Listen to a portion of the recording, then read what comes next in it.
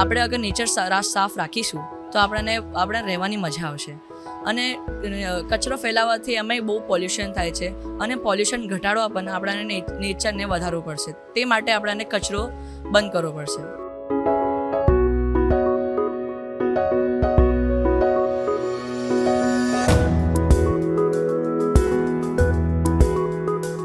જો આપણે સ્વચ્છ રહીશું તો આપણું દેશ આખું સ્વચ્છ રહેશે અને ધરતી પણ સ્વચ્છ રહેશે.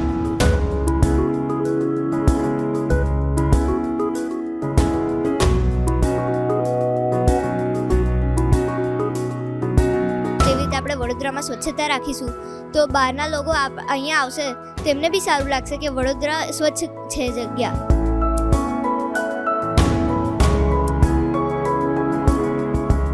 હું તમને બધાને આજે એ જ વિનંતી કરીશ કે આજુબાજુમાં સ્વચ્છતા રાખજો, અને આપણા વડોદરા શહેર જ નહીં, ગુજરાત અને ઇન્ડિયાને પણ સ્વચ્છ બનાવજો.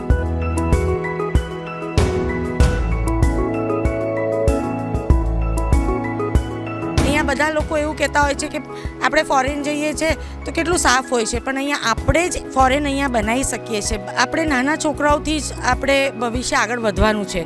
તો આ જે છોકરાઓ છે એ આપણું ફ્યુચર છે. તો જો એ લોકો એમની રીતે પ્રસ્તુત કરશે તો મોટાઓમાં થોડુંક તો કંઈક રહેશે કે આ નાના છોકરાઓ કરે છે તો આપણે બી કરવું જોઈએ.